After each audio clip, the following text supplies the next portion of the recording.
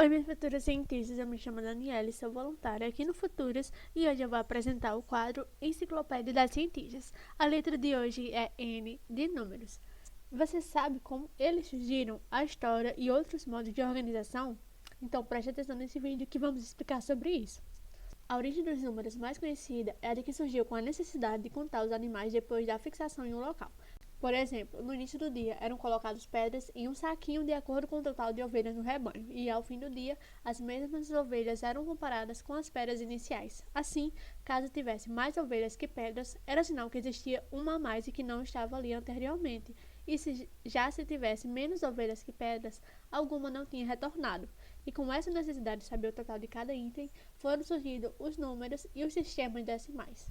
Então, depois foi possível observar uma nova maneira de enxergar essa forma de contar. E daí surgem os sistemas numéricos, que é quando vai ocorrer uma possível padronização dessa ideia de contar. É possível citar a numeração dos egípcios, que apareceu por volta de 4.000 a.C., tinha uma base 10 e foi possível observar dois modos, sendo o primeiro representado por traços indicando cada número, mas também depois surgiu um em que a base seria o número 4, ou seja, o 8 era representado por duas fileiras em que 4 traços eram postos acima e os outros 4 abaixo. E essa forma também poderia ser representado por símbolos conhecidos pelos egípcios, facilitando sua contagem.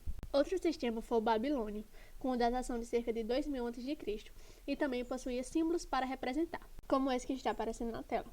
Além disso, adotava uma base sexagesimal, ou seja, tendo 60 como base para os números. Nós utilizamos algumas coisas até hoje, como por exemplo a demarcação das horas como 60. Além disso, diferentemente dos egípcios, o sistema de representação agora é posicional, ou seja, o local onde o número está importa para identificá-lo. Podemos citar também a numeração romana, bastante presente até os dias atuais, como por exemplo para marcar capítulos, horas de relógio e outras coisas. Sua forma de representação foram as letras do alfabeto e tinham 10 como base para definir os números.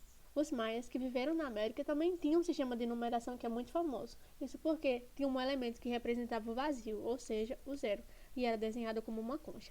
Além disso, os números eram representados por traços e pontos, e eles agrupavam os números na base de 20.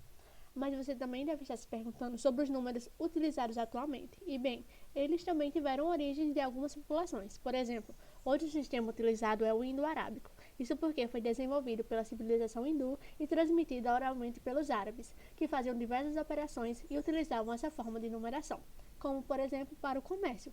O sistema desenvolvido era de base decimal, ou seja, tem o 10 como base, e eles também tinham a representação da ausência, que era o zero. Esse sistema foi sendo desenvolvido ano após ano até chegar no que conhecemos hoje.